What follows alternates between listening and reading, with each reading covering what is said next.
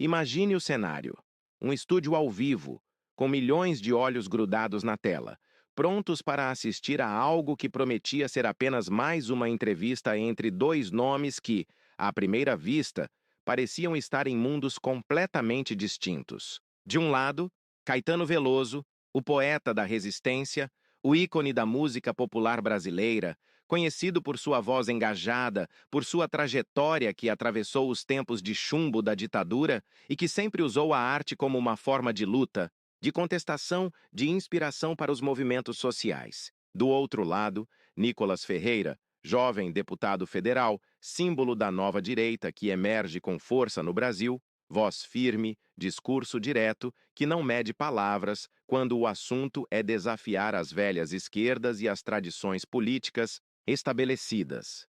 O que parecia ser uma entrevista tradicional se transformou rapidamente em uma batalha cultural que o Brasil nunca tinha visto. Um choque entre gerações, ideologias e visões de mundo. E o desfecho? Ah, o desfecho foi algo que ninguém poderia prever. Naquela noite, um clima diferente pairava no ar. O que começou como um convite protocolar para um bate-papo na televisão se tornou o embate mais comentado do ano, o tipo de confronto que marca uma era. Caetano Veloso, que sempre foi sinônimo de arte engajada e militante, enfrentava o jovem Nicolas Ferreira, um deputado que encarna a reação contra o que ele chama de doutrinação ideológica e que não tem medo de dizer o que pensa, custe o que custar, sem se preocupar em agradar à plateia tradicional. Mais do que um debate, era um duelo de estilos. O velho contra o novo, o microfone contra o megafone, a poesia contra a retórica afiada, o passado contra o futuro. Logo no início, Caetano, com sua voz pausada e gestos quase coreografados, disparou: "O Brasil precisa de mais revolução." Palavras que soaram como uma convocação para resistir, para continuar lutando contra o que ele chama de retrocessos sociais e culturais. Mas Nicolas não se intimidou. Com uma fala direta, quase cortante, rebateu: "Revolução sem valores é só caos disfarçado de arte." Foi aí que o tom começou a subir. A tensão cortava o ar como uma navalha afiada, dividindo a plateia em aplausos fervorosos e vaias estrondosas. Do lado de fora, nas redes sociais, o debate já fervilhava, com opiniões apaixonadas de todos os lados. Para muitos, Caetano representava a sabedoria e a luta histórica da cultura brasileira.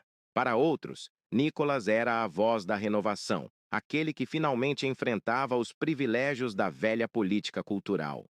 E no centro desse furacão estava a pergunta que ninguém conseguia parar de fazer. Afinal, a arte virou um partido político.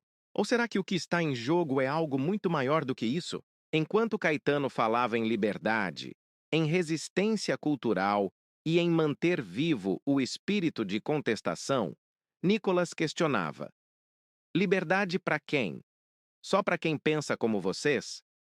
Essa pergunta foi um choque para muitos espectadores, porque colocava em xeque o discurso que parecia incontestável, obrigando a refletir sobre quem realmente tem voz na cultura brasileira hoje. O velho mestre falava do passado, das lutas de uma geração que enfrentou a ditadura com música e poesia. O jovem parlamentar falava do futuro, de um país que não aceita mais ser governado por velhas elites culturais e políticas, de um Brasil que quer se libertar dos dogmas e dos discursos maniqueístas. A audiência em casa explodia a cada minuto nas redes sociais. De um lado, comentários e memes exaltando Nicolas como o justiceiro que enfrentou Caetano. Do outro, manifestações de indignação, com fãs do artista lembrando sua importância histórica e o peso de sua luta. Nos bares, grupos de WhatsApp e até nas mesas de jantar, o Brasil inteiro discutia o que acabara de presenciar. Era mais do que um programa de TV. Era um momento de inflexão, um divisor de águas na relação entre cultura, política e sociedade. Mas o ponto de virada mesmo veio no segundo bloco, quando Nicolas assumiu o controle absoluto do debate com uma frase: que incendiou o ambiente. Quando um artista critica a direita, ele é engajado. Quando critica a esquerda, é fascista. Que liberdade é essa que só vale para um lado?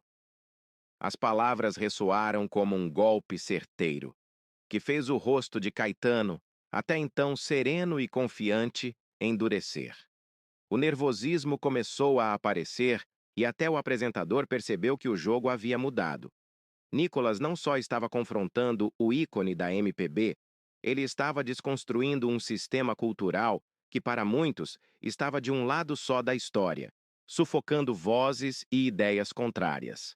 Esse embate, mais do que uma simples discussão política, mostrou que a cultura brasileira não está em disputa apenas no palco ou na televisão. Ela está sendo reavaliada nas ruas, nos votos, nas conversas cotidianas, em cada debate que envolve o que é ser brasileiro hoje. A pergunta que fica não é quem venceu o debate, mas sim de quem é a voz que representa o Brasil neste momento. Será que finalmente chegou a hora de romper o monopólio cultural que há décadas dita o que é arte, o que é bom e o que merece espaço? Será que a arte precisa ser repensada para voltar a dialogar com o povo e não apenas com uma bolha intelectual ou política? Esse embate expôs uma fissura profunda na alma brasileira, uma disputa que ultrapassa as palavras e toca no cerne da identidade nacional. E o mais importante, o debate não terminou ali, naquela noite. Ele continua vivo nas redes, nos jornais, nos discursos e nas atitudes.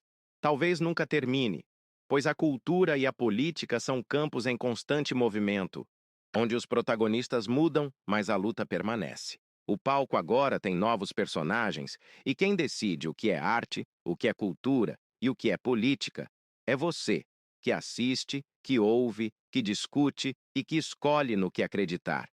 A verdadeira questão que ficou para todos nós é: o artista deve influenciar o eleitor ou deve apenas entreter? Essa dúvida reverbera nas mentes, porque não existe uma resposta simples. Mas o que é certo é que o próximo round dessa disputa vai mexer com tudo o que você acredita. Prepare-se, porque a cultura brasileira está em transformação, e o embate entre Caetano Veloso e Nicolas Ferreira é só o começo de um capítulo, que promete ser muito mais intenso do que imaginamos. Seja qual for o lado que você escolha, não se esqueça: no jogo da cultura e da política, o poder está nas mãos de quem ousa falar, ouvir e agir. A verdadeira batalha está só começando, e você é parte dela.